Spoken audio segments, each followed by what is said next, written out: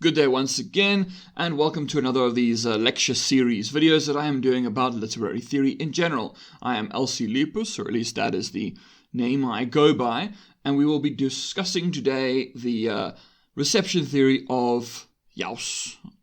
And this is somewhat related to theories like reader response theory, and I've already done a video about reader response theory, so if that is something that you are interested in as a, literary theory, then that is what you should also look at here. Now, it is also useful for you to also know a bit about Saussurian semiotics, so I would recommend checking out the video on that as well if you don't already know about Saussurian semiotics, because they do kind of intersect with each other. So, let's just jump straight into this whole reception theory thing. Now, first off, remember that there is the communication model. Now, the communication model is something I have also done a video about, but the communication model is quite like a basic, simple thing, right? There's different communication models, but if we look at the basic communication model, because we often base a lot of things around that essential version of the communication model. So, any piece of text, like a piece of literature, whatever, is surrounded by three things. Well, there are more things, but for the basic model, right? You get the message, which is the thing itself. So say, for instance, a book or a poem or a film or whatever it happens to be, right? It can be whatever. Anything that is basically made by a person. Then you get the sender, which would be, the artist, the filmmaker, the novelist, whatever. The person who creates the thing. And then you get the receiver. It's the audience, the reader, the listener, the watcher, the gamer, the whatever it is that is then on the receiving end of it. Now, reception theory, as you might be able to tell by the name, is focused on that last one. It's focused on the reception of the text. So that is what we're going to basically look at now, right? So it's about how, it's basically about how is a text, and text here is being used in a very, very broad sense. I pretty much do that in like most of my videos. When the word text is used by me, I mean any kind of, generally literary object, but you could also make it a non-literary object, like a sculpture or something. But whenever I say text, I'm usually meaning it could be a book, a movie, a short story, a poem, a game, whatever, a comic, blah, blah, blah. That is the text. So text is just a generic term for any of them. A text does not even necessarily require there to be any text in it. It's the idea that we can read it in a sense. So, like, for instance, when you're watching a movie, you can read the movie. Things like the cinematography, the characters, etc.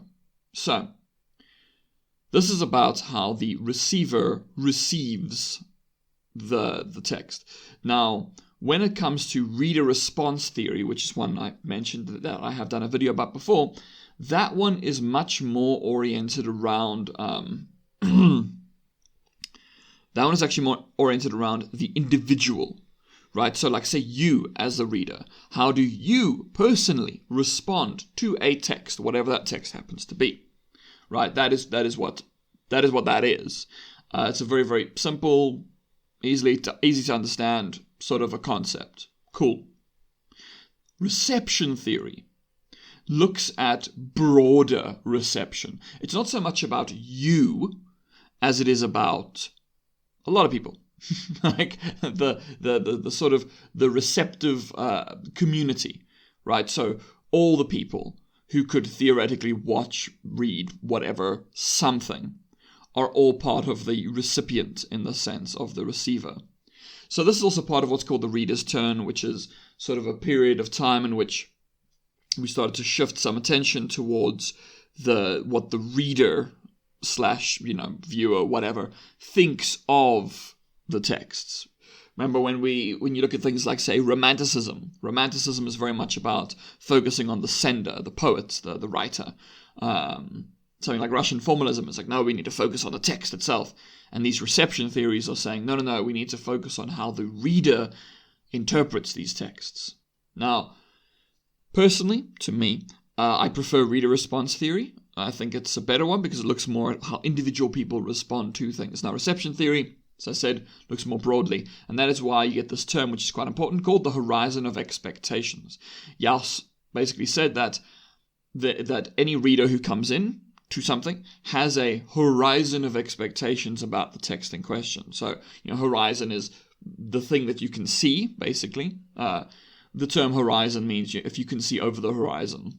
Well, we can't see over the horizon, that's the idea. So the horizon, in terms of the actual scientific use of the term, would be everything that we can see. So when we're standing on a natural landscape, we can only see a certain distance. And then because of things like the curvature of the earth and the weakness of the human eye, stop us from seeing any further. So the horizon, so that's the horizon, so what we can see in the text, versus the expectation. So what are we expecting from this text?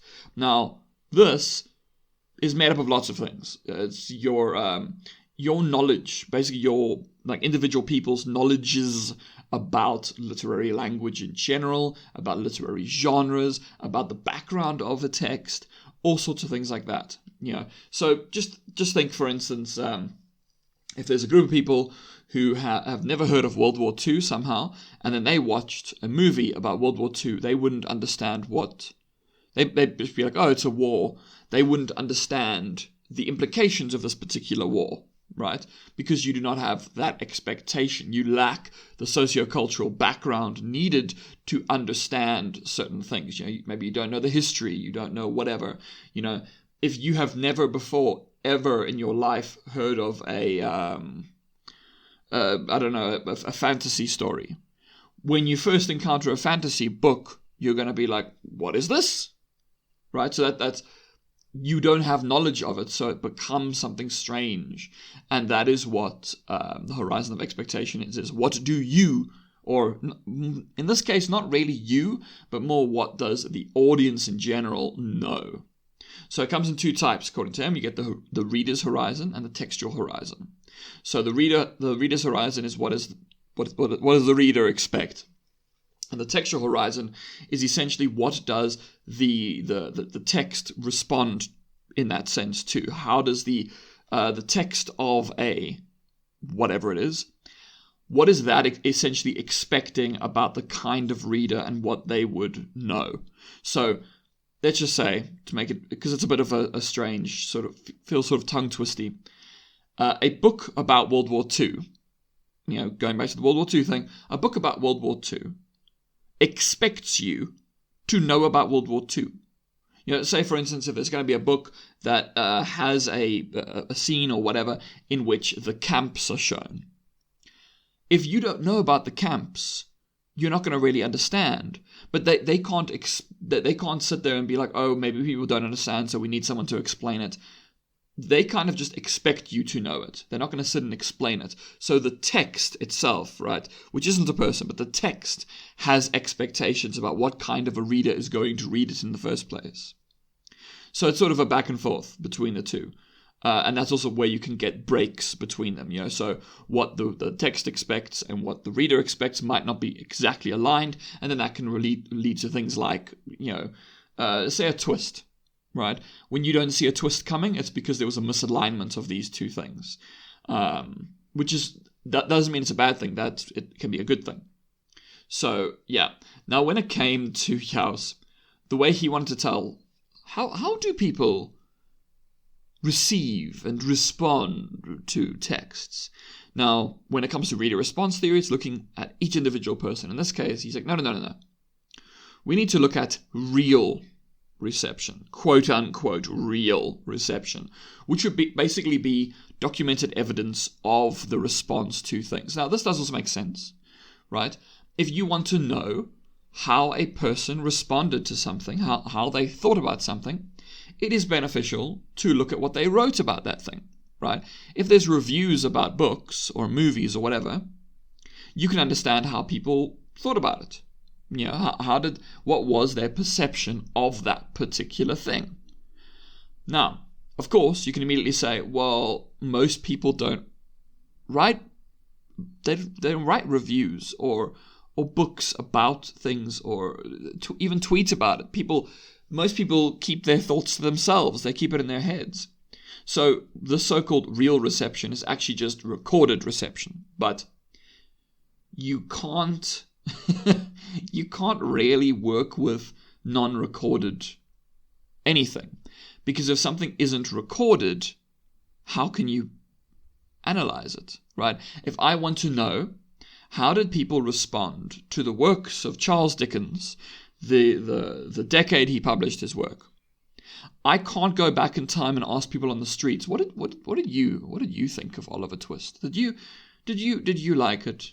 You can't do that. You can't go back in time. So we need to actually look at texts that discuss texts, right? That is essentially what happens here. And by doing this, we can look at how reception changes. The reception to a text is not static. It does not remain the same, right? All texts have receptions that change over time, become different, etc., etc., etc., because of one or many reasons, right? When a book comes out, let's say a book comes out, and you, like this happens with a lot of classics, right? A book comes out, and people read it, and they go, this is brilliant. And they won't notice certain things. And then you read that same book 300 years later, and you go, oh wow, there is a lot of racism and misogyny in here.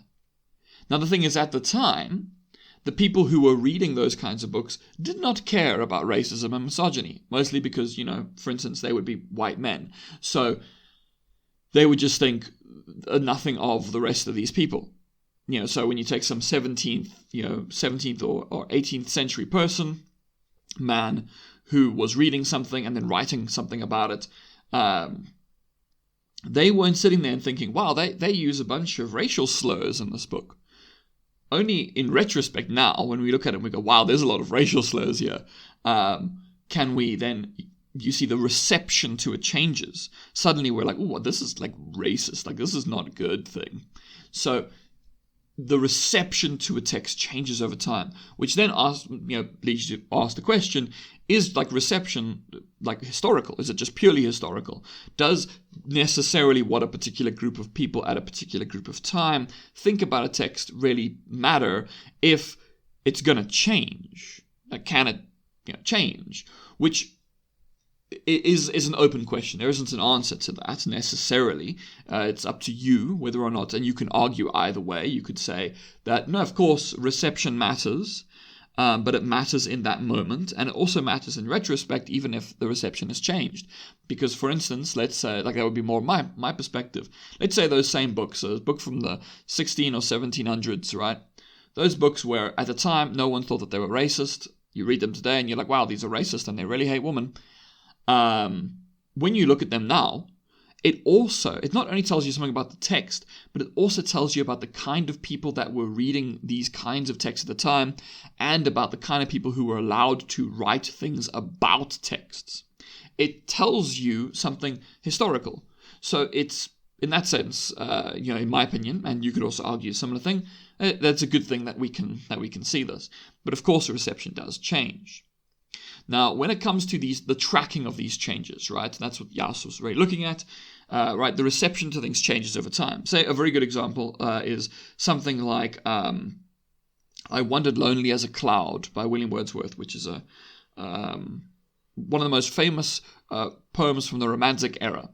Right, when that poem came out, it was kind of like attacked in reviews and newspapers and whatever as being like basically terrible. They were like, no, this is a terrible poem. And it really like hurt Wordsworth, but like within a couple decades, it had come to be seen as sort of one of the best romantic poems. So when it came out, people were like, oh, this is terrible. And now we're like, oh no, this is great. And often when you look at old texts like that and you go, why did people think it was terrible? And there's all sorts of reasons why things are terrible. It could be because of specific things within institutions, which we will get to. But there's all sorts of reasons that could happen. But now what he was doing, what Jauss was doing, when he's looking at the changing of reception, is to create what he thought of as an objective register of changes. Now, of course, the mainstream reception of a text, so a book comes out, and all the professional critics say it's terrible. That is not the same as people thinking it's terrible. Like it's not the same as all people thinking it's terrible.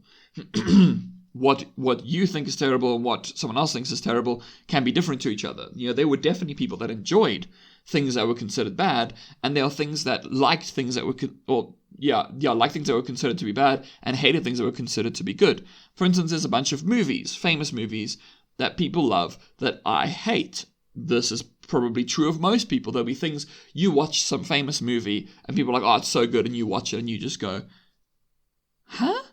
People like this. People like this thing. It's terrible. This is a terrible book. Why do people like it?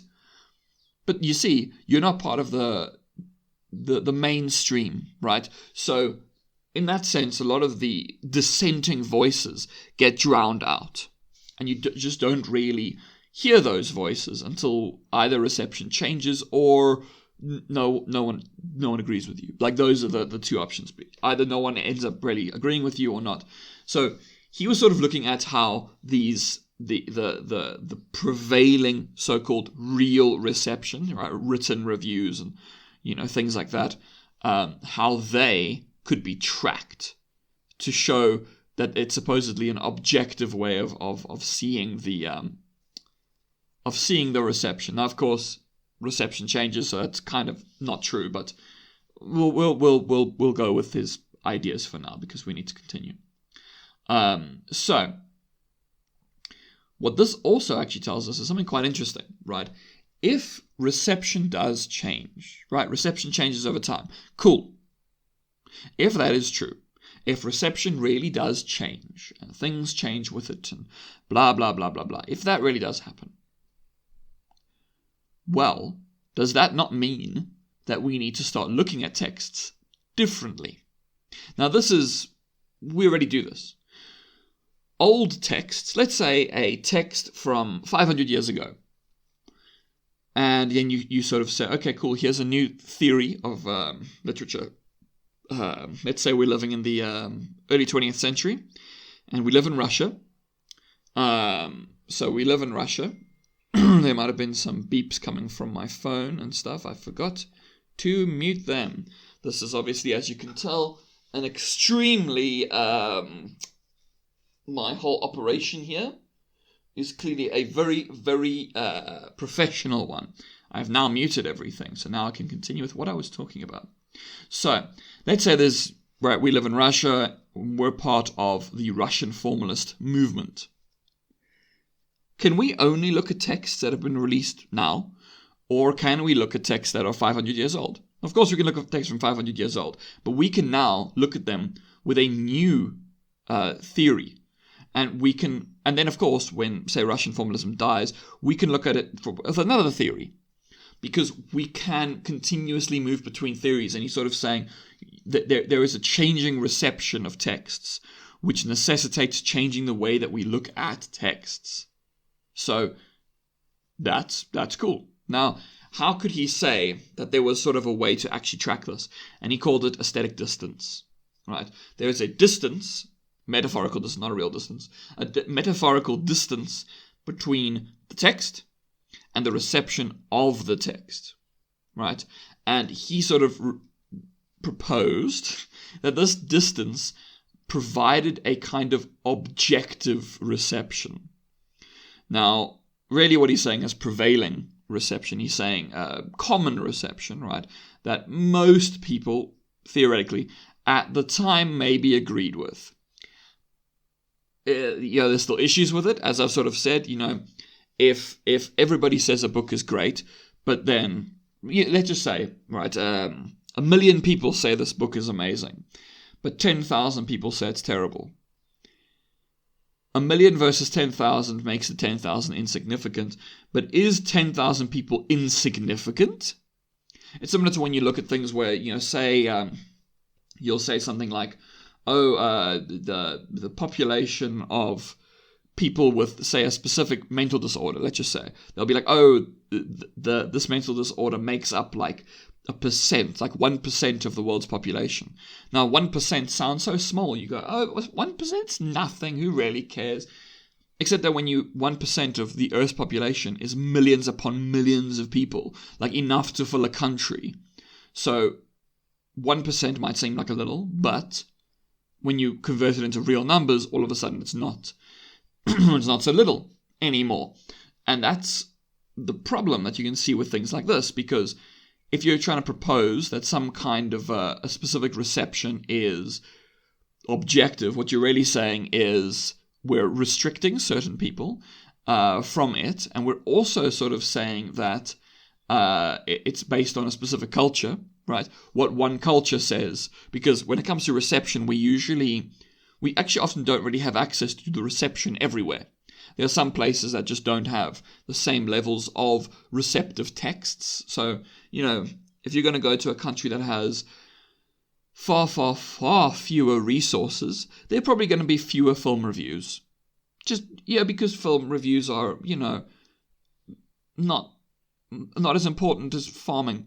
So a country that has a lot more stuff, basically, a richer country, has more time to produce the so-called objective reception.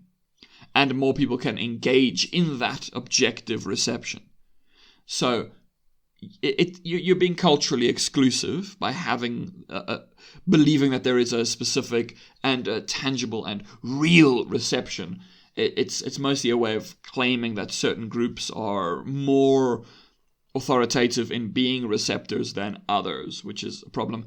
It is also just fallacious, because sort of they're trying to claim that something is objective when it cannot be objective. Like, if you're saying, oh no, the opinion that a bunch of critics had about a book or a movie is objective.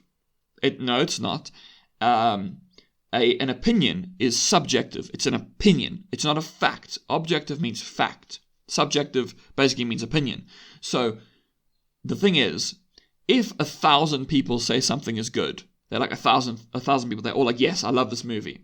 That still doesn't make it objective. That's just a larger quantity of subjective responses. What if I were to gather 1,000 people that said it was terrible?